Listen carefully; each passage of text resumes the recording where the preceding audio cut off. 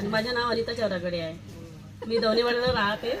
माझे मिस्टर, आमची शाळा आहे, संस्था आहे, तिथे ते सेक्रेटरी आहे, जॉब पण आहे त्यांना. मला 3 मुलं आहेत, 2 मुली आहेत आणि 1 मुलगा आहे. मोठी मुलगी आहे, ती जॉब करते हॉस्पिटलमध्ये नागपूरला.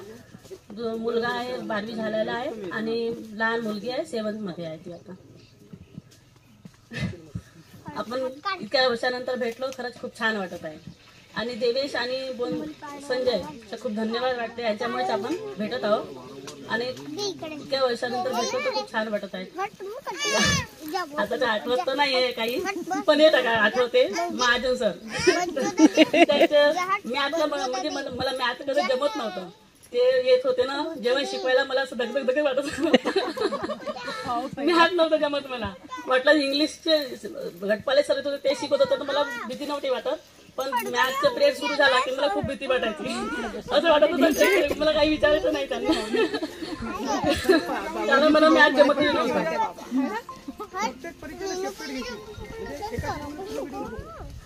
तसं जास्त काही आठवत नाही वेळेवर, तरी आपण इथं भेटलो तरी याच्यावर धन्यवाद.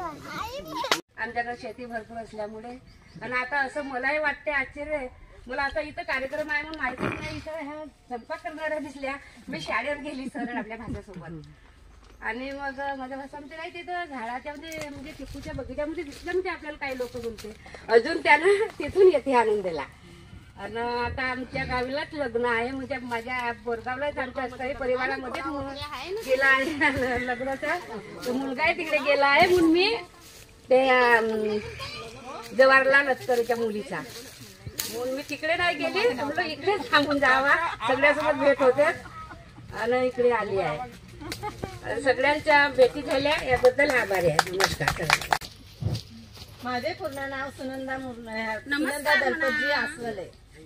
माझा इथला म्हणजे आईच्या घरचं नाव आहे, माझ्या घरचं नाव सुनंदा मुरलीधर काळे. माझं नाव बदल नाही झाला, नाव तोच आहे. मला 2 मुलं आहेत, 1 मुलगी आहे. मुलीचं लग्न झाला माझ्या, तर ते रेंगेपारला दिले. 1 मुलगा मुलगी आहे. माझे 2 मुलं नाही का, 1 इंजिनियर केलं तर लाकांदूरला जॉब करत आहे आणि 1 मुलगा गाडी घेतला आम्ही तर जिल्हा परिषदला गाडी चालवते. एवढं बोलून मित्र, बंधू आणि त्यांच्या वाईफ, माझ्या मैत्रिणी, सगळ्यांना नमस्कार. मला असं वाटतं सगळे आपल्यातून बरेच लोक सोडून गेले आहेत आपल्याला. म्हणजे सर आपले ज्यांनी आपल्याला शिकवलंय, काही नाव माझ्या लक्षात आहेत, जसे बोंद्रे गुरुजी, ते मला लहानपणी म्हणजे प्राथमिक शाळेत त्यांनी मला शिकवलंय. आणि बहुतेक ते नसणार मातूरकर सर आहेत की नाही गेले मागच्या वर्षी. हा, गायधरे सर, जानगोर सर, आणखी बरेच म्हणजे नावं मला एवढी लक्षात म्हणजे आठवावं लागेल. बारापात्रे सर प्राथमिक शाळेत त्यांनी शिकवलंय. महाजन सर आणि माझे वडील वडपाले सर. तर मला असं वाटतं सगळ्यांनी उभे राहून 2 मिनिटं श्रद्धांजली वाहा. माझ्या हजबंडचं नाव विनोद बोरकर आहे, ते रेल्वेमध्ये आहेत, गव्हर्नमेंट जॉब आहे रेल्वेमध्ये, पश्चिम रेल्वे मुंबई. मी सध्या मुंबईला असते. मला लग्नाला झाले 25 वर्ष. मला क्यूट मुली आहेत, बेबी. एक कॉलेजमध्ये एक स्कूलमध्ये आहे. आणि शाळेमध्ये सांगायचं म्हटलं तर मी सगळ्यात आधी थँक्यू बोलेन, धन्यवाद मानेन की एवढ्या वर्षानंतर भेटायचं जे कॉन्सेप्ट आहे देवेश आणि संजयचं, तर त्यांना धन्यवाद. आणि जे जमले आहेत त्यांनाही धन्यवाद. एवढा वेळ काढून सगळे आले. हा, विशेष म्हणजे प्रशांत, मला दिसला तो किती म्हणजे त्याची किती प्रेम आहे त्याला. लहानपणी तो 7th स्टँडर्ड पर्यंत आपल्यासोबत होता, तरी पण तो आला. Thank you so much.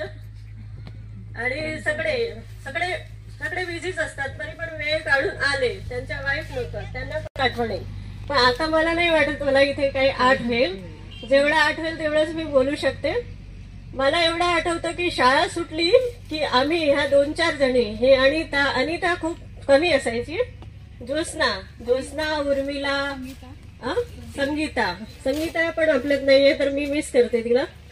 त्या आम्ही भिंत अक्षरशः हे लॉक असायचा, समोरच्या गेटला लॉक असायचा. आम्ही ती साईडची भिंत, आताही ती भिंत मला आठवते, हा. ती भिंत आम्ही आतमध्ये जायचो आणि ते काय चौवाष्टा आणि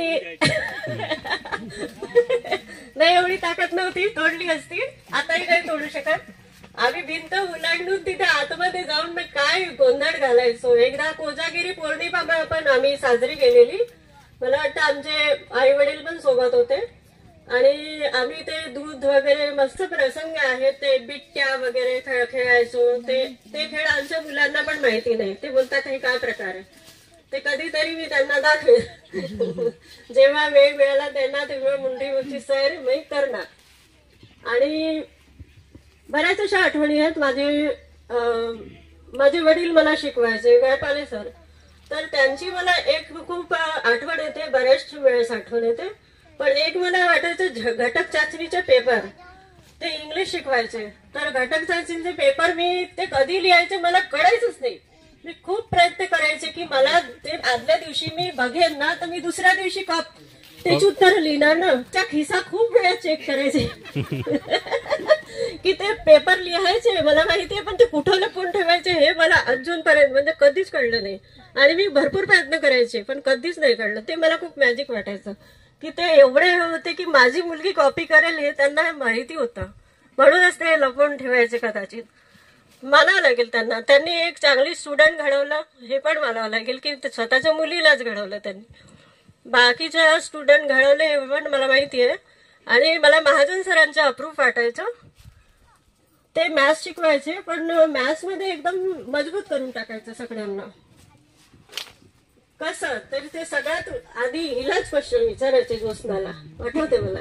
तर खूप आठवणी आहेत. मला हे विचारायचं आहे की एकदा क्लासमध्ये कवच कुल्ल्या टाकल्या होत्या. क्लास मधलाच आहे, कोणीतरी क्लासच्या बाहेरचं नाहीये. इमानदारीने काही पनिशमेंट नाही मिळणार, बक्षीस देईन मी. कोणीतरी इमानदारीने सांगा कुठला क्लास होता, 9वी होता, 10वी होता, ते माहिती नाही. माझा परिचय मी अर्धाच ठेवला. मी सध्या बिझनेस करते. माझी लॉन्ड्री आहे स्वतःची. 4-5 वर्ष झाले, 5 वर्ष होतील आता जुलैमध्ये.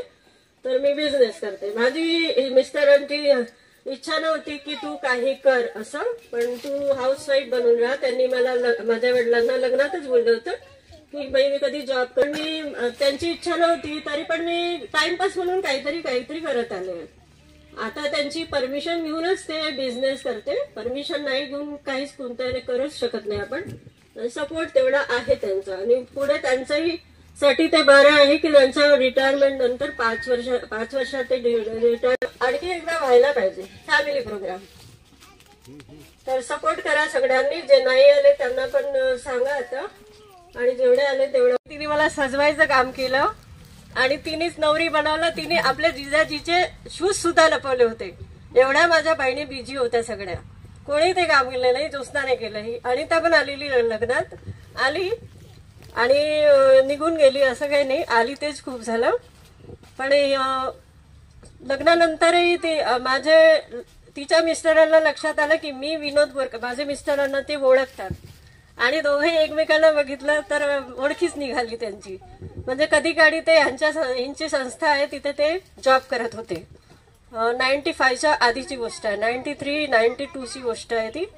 ते जॉब करत होते दवनीवाड्यामध्ये. तर ते आठवलं त्यांना. तर आमची मैत्री तेव्हा नंतर आणखी घट्टच झाली. आजपर्यंत आम्ही पुढे सोबतच राहू असं मला वाटतं. आणि राहायलाच पाहिजे. बॉन्डिंग तेवढं आमच्या आहेच. आणि गावाबद्दल म्हटलं तर इथे माझं बालपण गेलं. आणि इथे जी सण मी बघितली आहेत, मी आता मुंबईत राहते. मुंबईमध्ये पण प्रत्येक सण साजरा करतातच. होळी, दिवाळी, गणपती, कान्हा म्हणजे कृष्ण कन्हैया हे वगैरे. पण इथली मजा मला नाही वाटत. तिथे पण खूप मोठे मोठे सण साजरे करतात. इथे हा राखी जो सण साजरा होतो ना, तो बुजली हा प्रकार मी तिकडे कुठेच बघितला नाही. इवन मी आमगाव माझं सासर आहे, मी तिथे पण नाही बघितलं. मांगली माझं जन्मगाव आहे, मी तिथे पण नाही बघितलं. हे म्हणजे कुठलेही सण असे नाही बघितले. आणि बुजलीचे ते नदीवर ते जाणं आणि ते विसर्जन करणं, ते परत घेऊन आणणं शांत करून, आणि ते लोकांच्या घरी वाटणं. सगळे इथे जेवढे माझ्या वडिलांचे हे सगळे स्टुडंट आहेत आणि आपली वरची बॅच म्हणजे आपल्यावर जे होते ती पण बॅच यायची आणि आपल्या जे खालचे होते म्हणजे आपल्यापेक्षा जे लहान होते ते पण आपल्या घरी बुजली. तर मी त्या क्षणाची नेहमी वाट बघायचे की माझ्या वडिलांना हे बुजली देतात, ते पाया पडतात, आईच्या पाया पडतात. आम्ही घरीच असायचो, मुली फारशा फिरायच्या नाही.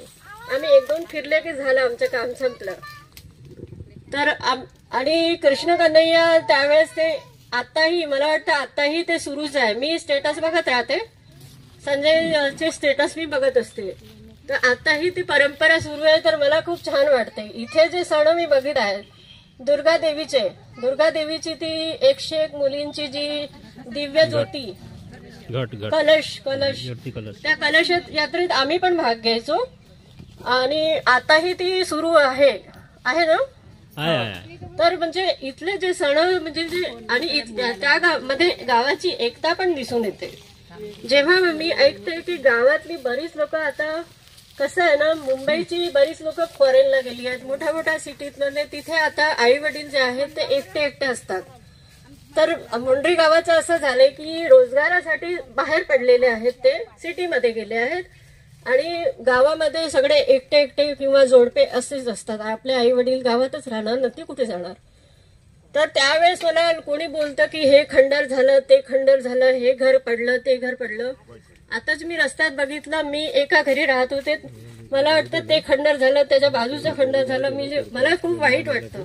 मी ठरवलंय आता मी यावेळेस सगळं बघणार आहे. आणि मला हस्बंडला आणायची इच्छा होती, कारण ते पण मी नेहमी आठवण काढते तर माझी मुलं वगैरे बघतात, त्यांना मी सांगत असते. तर त्यांनाही कधीतरी यावेळेस नाही जमलं ते आणायला, पण मी कधीतरी मुंडरी एक फॉरेन गणपतजी आसवाले राहणार मुंडरी. माझे सासरचे नाव रेखा राजेंद्र काडगाय, रेंगेपार कोटा. मी आता येथेच मुंडरीतच राहतो. हो, आता येथेच पकडला ना आम्ही जागा, तर आता येथेच राहावं लागेल ना.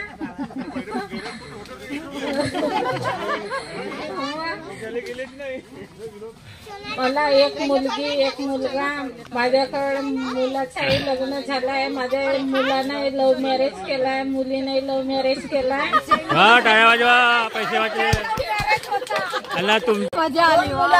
मुलाले आहेत आणि मुलीले 2 मुलं आहेत आणि लहान मुलीले मुलगा मुलगी आहे.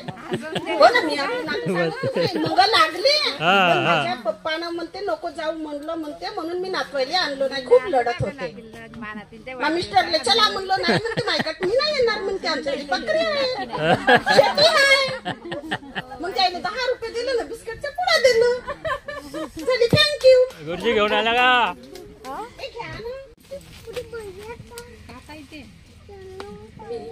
मी ना अनमोल पागडे, राहणार मोहाडी. लग्न झाल्यानंतर मला मोहाडीमध्ये दिला.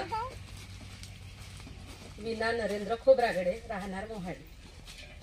आपण जेव्हा 10वी पर्यंत शिकलो त्याच्यानंतर सगळे मित्रमैत्रिणी वेगवेगळ्या स्टेजवर गेल्या, कारण 10वी नंतर 11वी 12वी आम्हाला इकडे यायला जमत नव्हता. करडीला आमची परिस्थिती तेवढी नव्हती. आम्ही पालोऱ्याला कॉलेज जॉईन केलं, तिथे 11वी 12वी शिकलो. त्याच्यानंतर लग्न झाला. लग्नाच्या नंतर असंच कामं करायची. माझे मिस्टर सिव्हिल काम करायचे, आता ते काम करत नाही कारण वयानुसार जमत नाही, तर त्यांना स्टॉप केला काम. मला 2 मुलं आहेत, एक मुलगी आणि एक मुलगा. मुलगी आहे बँक ऑफ इंडियाला क्लर्क म्हणून आहे, 3 वर्ष झाले ती तिथे लागली. मुलगा आहे मुंबईला, अंधेरीला राहतो, कर आहे. 12वी पर्यंत शिकली, पण माझ्या शिक्षणाचा मी माझ्या परिपूर्ण फायदा करून घेतली, कारण मला पर्यायच नव्हता. मी शेतीचे कामं केले काही दिवस, पण शेवटच्या दिवशी बघा आपल्या पाठीमागे काही ना काही असतो. मला त्रास यायचा, कारण मी वडिलाच्या घरी कधीच जात नव्हती शेतीवर. शिक्षण झाल्याच्या नंतर लग्न झालं आणि मग ते टवऱ्या म्हणतात ना, टवऱ्या. त्याच्यानंतर सुट्टीच्या वेळेस मी म्हटलं, असं समोरच होता, मी म्हटलं याच्यानंतर कधीच येणार नाही. मला तर असंही वाटलं की म्हणजे त्यांनी मला जर काही केलं असेल, चावलं तर नाही, पण त्याच्या नुसत्या ते काय वाफ वगैरे आली तर म्हणतात की आपला शरीर वगैरे सुचतो आणि खराब होतो. त्यानंतर मी तिथून आल्याच्या नंतर रात्रभर काही झोपली नाही. बेसन भात बनवली, माझ्या मुलांना आणि मिस्टरांना खाऊ घातली. मी रात्रभर उठून उठून पाहायची की मला जर काही होणार तर नाही, म्हणजे भीतीमुळे. पण 5 वाजले का मला काहीच असर होणार नाही. मी निवांत झोपली. त्याच्यानंतर बघा त्याच दिवशी मला एका भंडाऱ्याला संस्था होती डॉक्टर वानखेडीची. तिथून गावामध्ये महिलांसाठी आपण आपली माहिती कुठेतरी असली लोकांना तर कोणी नावं सुचवतात. तर तिथे राजेश सिंगाडे म्हणून आहे, त्यांनी विचारलं की कामासाठी म्हणजे संस्थेमध्ये काम करायला मुलगी पाहिजे. त्यांनी सकाळी माझ्याकडे निरोप पाठवला, म्हणजे इंटरव्ह्यू आहे तिथे तू जा. मी तुझं नाव दिलं. खूप साऱ्या मुले आल्या होत्या तिथे. इंटरव्ह्यू मध्ये मी तिथे पास झाली आणि मी 10 वर्ष HIV AIDS या प्रोग्राम मध्ये 10 वर्ष काम केली. त्याच्यानंतर मग आशाकल्प आला, त्याच्यामध्ये पण मी काम केले. त्याच्यानंतर मला आशा वर्कर म्हणून आमचे एमओ होते. माझा तालुका पूर्ण ओळखीचा होता, कारण PSC ला जायची मी HIV AIDS मध्ये. तर त्याच्यामध्ये तर आमचे एमओ म्हणाले समोर कशी परिस्थिती येते कशी नाही, तुमच्यानी काम झालं नाही झाला, बेलासक म्हणे या मुलीची निवड. माझं मीना दयाराम शिंदे हिचं नाव आहे. तिचं मीना दिगंबर गुरगे. मी राजनांदगाव डोंगरगावला राहते. 2 मुली आणि 1 मुलगा आहे. एक मुलगी CRP पोलीस मध्ये लागली आहे सर्व्हिस. आमचा बिझनेस आहे. खडा मसाला, आटा चक्की, डाळ मशीन वगैरे बिझनेस आहे. सगळ्यांचं मिळून त्यांनी बहुत चांगलं खुशी आटा चक्की वगैरे सगळा बिझनेस आहे. पती पण बिझनेस करते. हा बोला. माझे पूर्ण नाव लक्ष्मीकांता किसन नेरकर. माझे पूर्ण नाव लक्ष्मीकांता सुरेश मुरकुटे सुरेवाडा.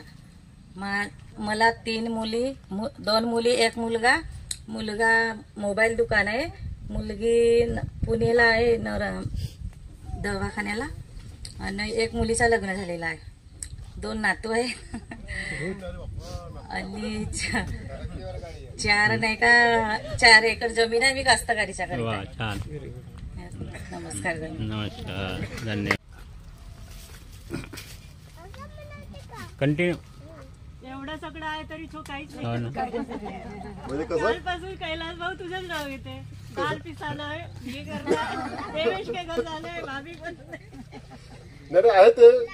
चला ठीक आहे. नाम बरं दर्शन सर्वांचे कोट्याला. आहे ते याच्यानं बरोबर आहे. शाळा सोडल्यानंतर मी थोडंसं राजकारणात गेलो. थोडंसं, जास्त नाही, खोलवर नाही, पण राजकारण खूप म्हणजे ते डोक्याचं पलीकडलं काम आहे. जिथं आपली विचारसरणी बंद होते तिथून तिथं राजकारण सुरू होते. त्या कारणानं मी 1 पंचवार्षिक ग्रामपंचायत सदस्य म्हणून राहिलो आहे, पण त्याच्यानंतर ते तथास्तु केलं.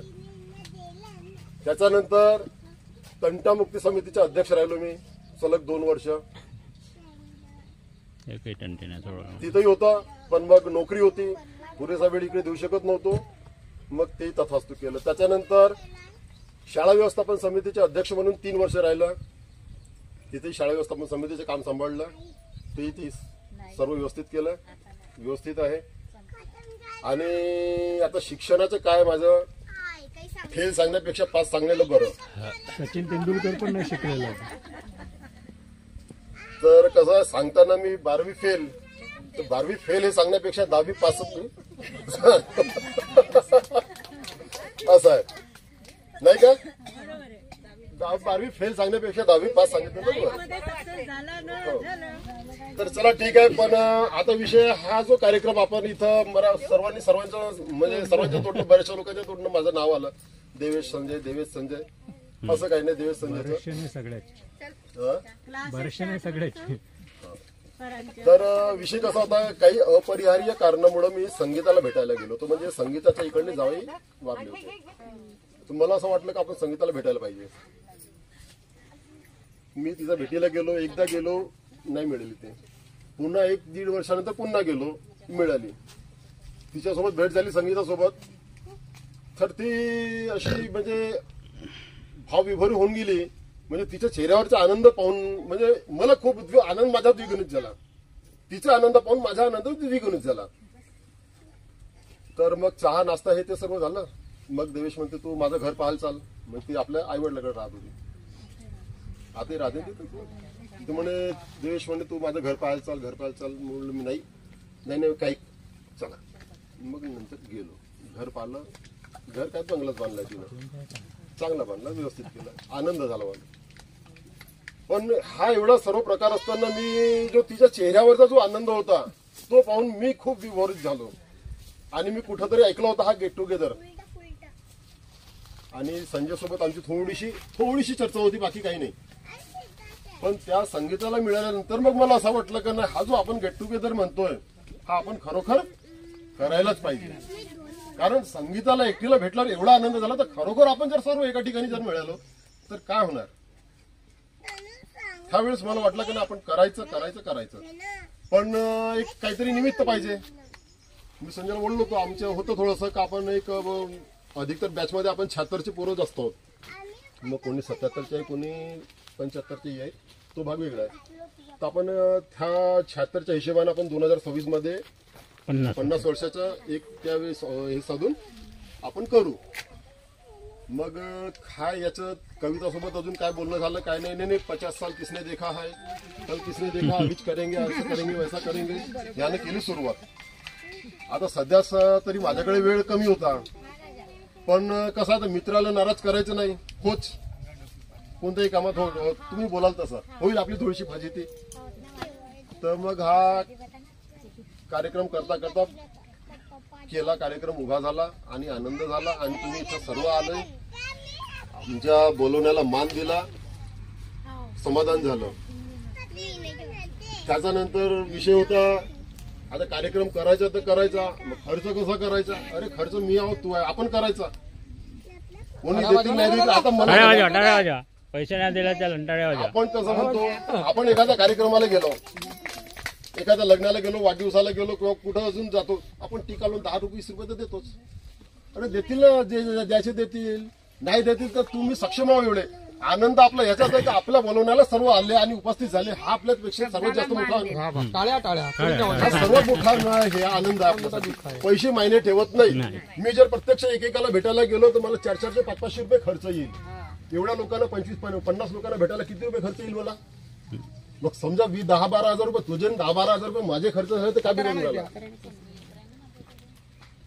म्हणून मी खर्चाचा अजिबात विषय केला नाही. हा जेव्हा खर्चाचा विषय करत होता मला म्हणून तू बोलू नको, खर्चाविषयी बोलू नको, तू शांत राहा, फक्त कार्यक्रम सक्सेस करा आणि जास्तीत जास्त लोकांना बोलवण्याचा प्रयत्न करा.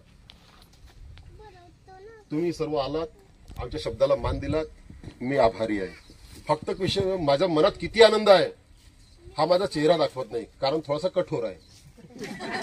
चेहरा थोडासा वरून कठोर आहे, असा कठोरपणा बाहेर दाखवा, जेव्हा घरी नको दाखवू. आतमधलं खरोखर मी नाजूक आहे. आतमधलं खरोखर मी वरून चेहऱ्याचा थोडासा कठोर आहे.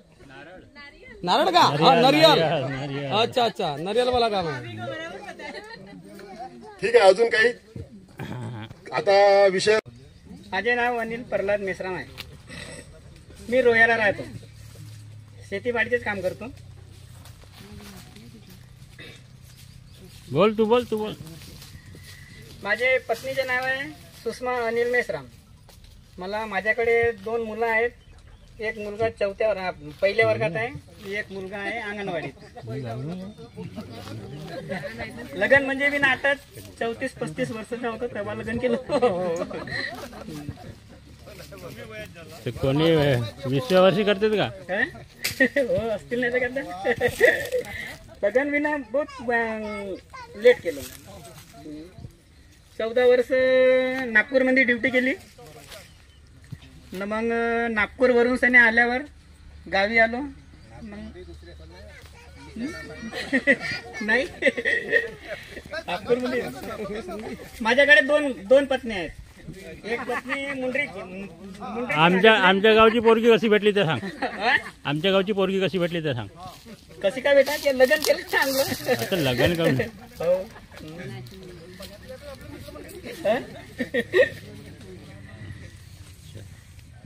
काही आठवणी चांगली 2 काउंट केला म्हणजे सांगू का.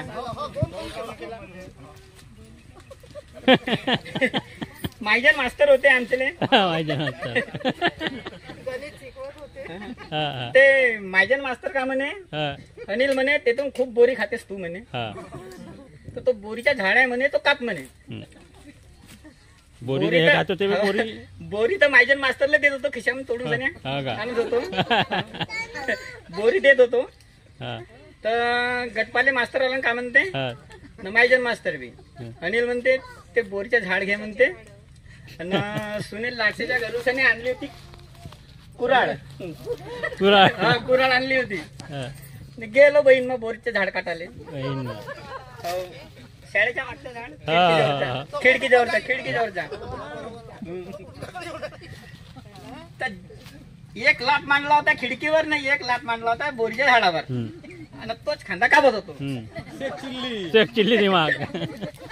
तोच खांदा कापत होतो. तर मायजन मास्तर आला ना, अब्बे तू नालाय का भाड्या म्हणते, तू काय करून राहिला म्हणते. पडशील. मायजन मास्तरनं म्हणलं होतं म्हणलं तू काय करते म्हणते. साहेब म्हणते तुम्हाला म्हणत होते ते झाड काप. तर मी खांदा कापत होतो. त्या खांद्यावर बसून ना खांदा कापत का म्हणते. ते म्हणाले शेख चिल्ली म्हणते खालतो उतर म्हणते. तेव्हापासून मला तो शेख चिल्ली म्हणायचा. धन्यवाद. नमस्कार. माझ्या बहीण नमस्कार यांना, तसंच माझ्या लहानपणाचे मित्र परिवार यांना नमस्कार.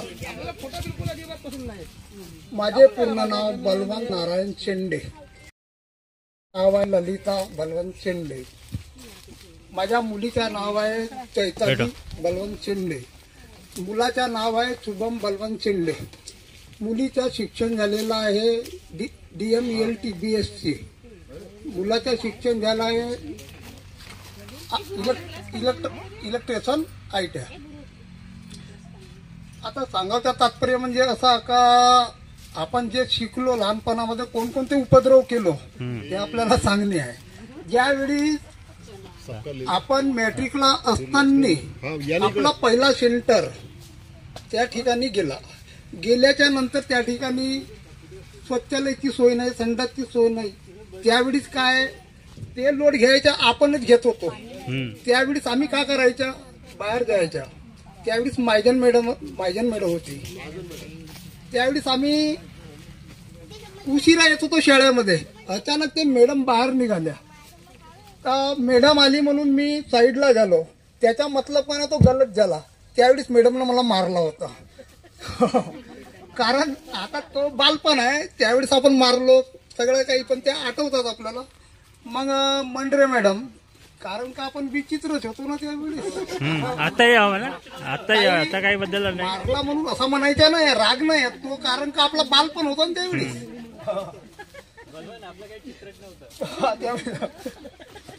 मग अचानक काय झाला, मी खुर्चीवर आपल्या खिडकीवर बसलो होतो. खिडकीवर बसताना अरे म्हणे सीधा बस म्हणे. मी म्हणालो त्या मंडळी मॅडमला कसा बसतेच मॅडम, म्हणजे मी मुजरच होतो ना. मग त्याच्यानंतर आता सांगायचं तात्पर्य म्हणजे जे आठवतं ते मी सांगतो. मी आपल्या शाळेमध्ये व्यायामचा खंबा होता. तर मी झुलत असताना मायदान सर मला म्हणावलं, शेंडे म्हणे येती न झुलण्यापेक्षा तेथी झुललं असतं किती चांगलं होईल म्हणे. सर मला तुम्ही झुला अगोदर मग मी झुलतो म्हणजे ताराले. हे आठवते मला. म्हणजे मी त्यावेळीच का नाही हर एक शिक्षिकासोबत मी क्लासच करायचा. म्हणून आज या ठिकाणी मी का नाही गावामध्येच आहे. मी जास्त ती अक्कल वाटलं नंतर.